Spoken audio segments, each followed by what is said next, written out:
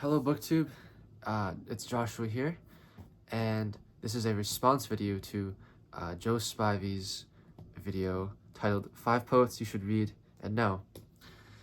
In that video, Joe Spivey mentioned 5 poets and he highly recommended them to us to read.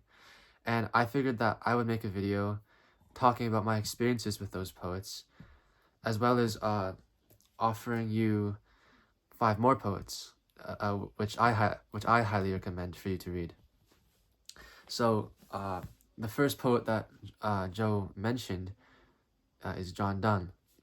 I haven't read too much of John Donne, but I find him very interesting. I believe he's known as a metaphysical poet, which I think just means that he writes in a style where the poet will come up with strange metaphors or very inventive metaphors, very inventive ways of writing, and that's what makes him very interesting. There's one poem that I really love by John Donne. It's a religious poem, and I can recite it to you. I believe it goes, without forgive that sin where I begun, which is my sin, though it were done before. Without forgive those sins through which I run, and still do run, though still I do deplore. When thou hast done, thou hast not done, for I have more. And then the poem ends with, I have a sin of fear, that when I have spun my last breath, I shall perish on the shore. Swear by thyself, that at my death, thy sun shall shine as he shines now and heretofore. And, having done that, thou hast done, I have no more. And I find that to be a very comforting poem, and just also really beautifully written, really well written. So the next poet that Joe Spivey mentioned, I believe, was Alexander Pope. Now I really haven't read much of Alexander Pope. I've only dipped into his Iliad, read the first couple books of the Iliad that he translated, which I thought was really good. But I didn't continue with that translation because I guess the rhyming couplets, when they go on for a long time, like in a very long epic like the Iliad, if I'm being honest, I got a little sick of them. Maybe I'm just not used to them, but I really do want to read more of Pope in the future. He's really talented from what I've read so far. The next poet that Joe Spivey mentioned was William Shakespeare. Now, Joe Spivey was talking mostly about the sonnets, I believed, and I haven't read most of the sonnets, but there are a couple that I've come across and that I've really liked, actually. There's one, my favorite one, I believe, is Sonnet 129, somewhere up there. It goes, "'Tis better to be vile than vile esteemed, when not to be receives reproach of being, and the just pleasure lost, which is so deemed, not by our feeling, but by others is seeing." That poem is, I really like it. But to move on, the next poem that Joe Spivey mentioned, the next poet that Joe Spivey mentioned was Lord Byron. And I believe this is Joe Spivey's favorite poet. I haven't read much of Lord Byron. I read Childe Harold's Pilgrimage maybe a couple years ago, but I don't remember much of it, unfortunately. So I'm probably most interested in reading Byron next, because not only was he such an interesting person in real life, from what I've heard, but from what I've sampled of his poetry, it's really, really good. I've read The Prisoner of Chillon. I don't know how to pronounce that, but I'll give you a little sample from The Prisoner of Chillon. My hair is gray, but not with years, nor grew it white in a single night, as men's have grown from sudden fears. My limbs are bowed, though not with toil, but rested with a vile repose, for they have been a dungeon's spoil, and mine has been the fate of those to whom the goodly earth and air are banned and barred, forbidden fair. And that's just how the poem starts, and it's really good. So I can't wait to get into Byron. The last poet that Joe Spivey mentioned is Alfred Lord Tennyson. And this is a poet I really, really love. He was the poet laureate in the Victorian era. As Joe Spivey mentioned, he was the favorite poet of Queen Victoria. And rightly so, I think. Tennyson was really, really skilled at writing verse, just on a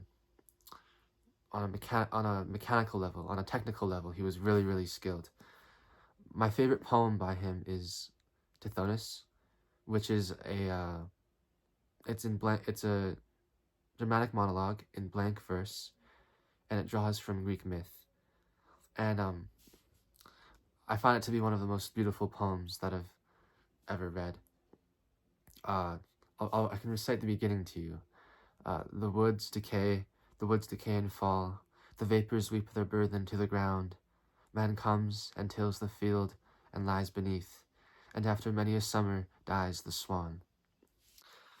And now for the 5 poets that I have chosen, which you should read and know. The first one is John Milton. When I say John Milton, I mainly mean Paradise Lost. It's a long epic poem that Milton wrote. It's this kind of cosmic drama between Satan and God and Jesus, and they have these cool battles, and it's really an entertaining read. And in terms of the verse itself, the verse is beautiful and very musical. It's really an amazing poem. I can recite to you the opening invocation of man's first disobedience and the fruit of that forbidden tree, whose mortal taste brought death into the world, and all our woe with loss of Eden, till one greater man restore us and regain the blissful seat. Sing, heavenly muse. As Joe-vey mentioned in his video, memorizing poetry is an important thing to do, and also just very fun to do. I find it's very enjoyable to be able to just recall poems whenever you want. So if you're ever bored, you can just recall a poem, and there you go. And so with a lot of these poets, I've just memorized bits and bobs that I have come across and liked immensely. The next poet that I recommend is William Wordsworth. Wordsworth wrote a lot of really good poems. There's Tintern Abbey, there's his famous ode, Intimations of Immortality. There's his long epic poem, The Prelude. And there's a number of shorter lyric poems and sonnets. There's one lyric poem that I like. It goes, "My heart leaps up when I behold a rainbow in the sky. So was it when my life began. So is it now I am a man. So be it when I shall grow old, or let me die. The childless father of the man, and I could wish my days to be bound each to each with natural piety." Wordsworth is a poet that I really like. His main theme that's running through all of his poetry is kind of man's relationship with nature, I think. The next poet that I highly recommend is Percy Bysshe Shelley. Shelley was actually very good friends with Lord Byron here, and Shelley was a revolutionary too. His politics were very ahead of his time. He was an atheist, vegetarian actually as well, and his poetry, I think, reflects a lot of his political ideals. His poetry is very exciting, very beautiful. Oftentimes, the poetry that he writes is concerned with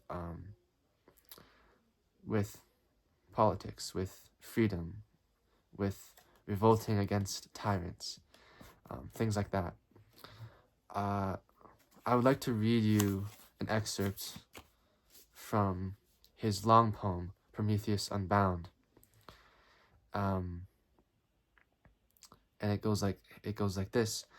My soul is an enchanted boat, which, like a sleeping swan, doth float upon the silver waves of thy sweet singing, and thine doth like an angel sit beside the helm conducting it, whilst all the winds with melody are ringing. It seems to float ever, forever, upon that many-winding river, between mountains, woods, abysses, a paradise of wildernesses, till, like one in slumber bound, borne to the ocean, I float down, around, into a sea profound of ever-spreading sound.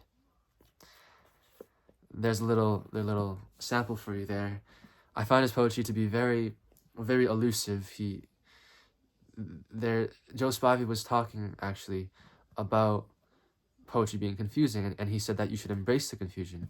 And that's something that I highly recommend doing with Shelley, because Shelley will often be very abstract, or he will allude to previous poets or previous writers, to ancient writers.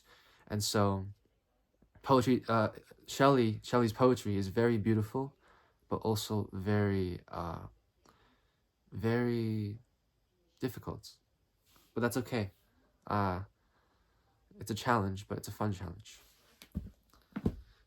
The next poet that I highly recommend is A.E. Houseman's, A Shropshire Lad and Other Poems. A.E. Houseman didn't write too many poems. He didn't even write poems as a career, really. He was a scholar, in fact, if I remember correctly. But he released a couple of poetry books in his lifetime, and this is the result of it, a little slim book. They're all short lyric poems, but they're all very, very beautiful, I find. I haven't read them all, but the ones that I have read I found to be very beautiful. There's one that I love a lot, and it goes, into my heart, an air that kills from yon far country blows. What are those blue remembered hills? What spires, what farms are those? That is the land of lost content. I see it shining plain, the happy highways where I went and cannot come again. And that's the poem. It's just 8 lines, I believe, and short, but I think very powerful. And the last poet that you should read and know is James Merrill. Merrill is a recent discovery of mine. Just this year, I started reading him, and I read his biography. I actually have in my back catalog of my channel, I've read a number of his poems, and he's really a delightful poet. He is an American poet of the 20th century, so he's much more modern than all the rest of the poets on this list. But he was no less a formalist. He loved rhyme, he loved scansion, and I that's one of the main reasons why I really appreciate him. He was really good at using rhyme. Oftentimes he would write poems about love, or just about his life experience, or just about his memories as a child.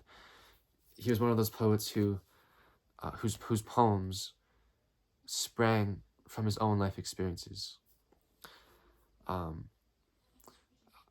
One of my favorite lines by Merrill is from the poem For Proust, which I have read on this channel, and it's just the very first 2 lines. Over and over, something would remain unbalanced in the painful sum of things. I just find that very powerful.